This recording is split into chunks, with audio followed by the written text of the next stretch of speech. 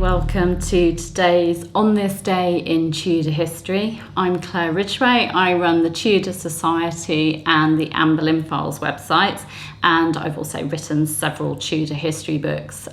Tudor history is my thing, and I hope it's your thing too. Today I'm going to go back to, not Tudor history. I can't say on this day in Tudor history because actually we're talking about 1626.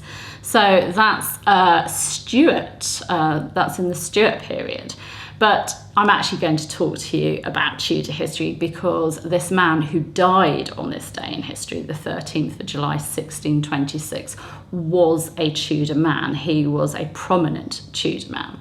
He was Tudor poet and courtier Robert Sidney, 1st Earl of Leicester, and he died on this day in 1626 at Penshurst Place, which was the family seat in the county of Kent in the south of England. And he was buried at Penshurst at the church there on the 16th of July. Now, let me tell you a bit more about Robert Sidney because he's often overshadowed, well, he's always overshadowed, I think, by his brother, poet Sir Philip Sidney. If you're into Tudor history, you've probably heard of Philip Sidney, but you might not have heard of Robert Sidney. Now, Robert was the second son of Sir Henry Sidney and his wife Mary, Mary being the daughter of John Dudley, Duke of Northumberland. And it was discovered that Robert Sidney was a poet, like his more famous brother Philip, when Robert's notebook came to light in the library of Warwick Castle in the 1960s. Now, this notebook held a collection of over 60 sonnets, pastorals, songs, and shorter pieces that were all written in the 1590s. And the notebook showed the revisions, the edits that Robert had made to them. I mean, it's a wonderful discovery.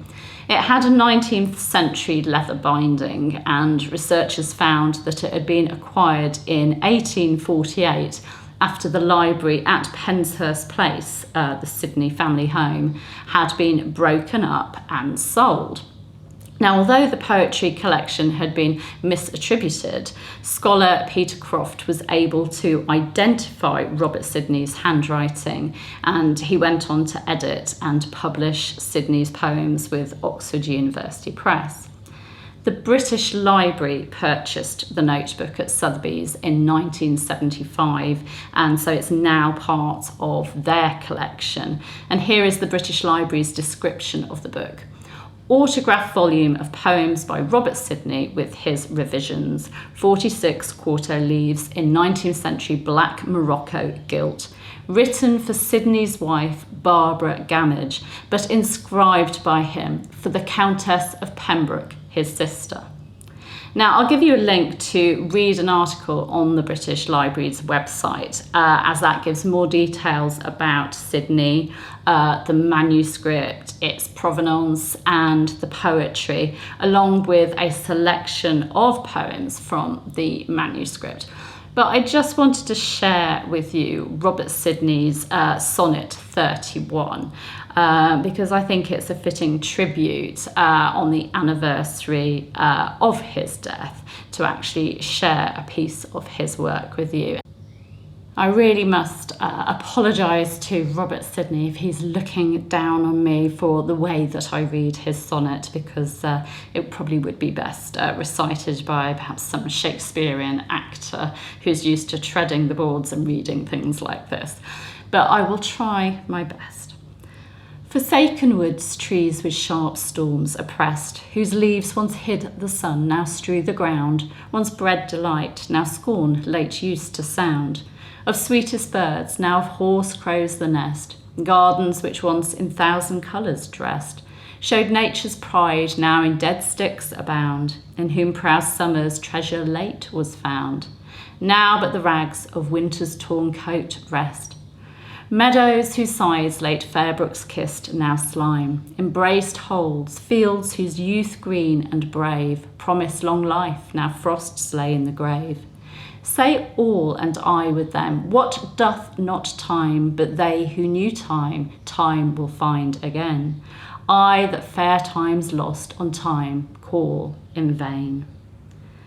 So I hope that that is a fitting tribute to Robert Sidney, who has been sadly so often overshadowed by his more famous brother, Sir Philip Sidney. And I hope that that is a really fitting tribute to him on the anniversary of his death. I'll give you that link so that you can read more about him and his work, because he's a fascinating man. Thank you for joining me today. I do hope you enjoy my videos and talks. Please do give me a like if you've enjoyed this one.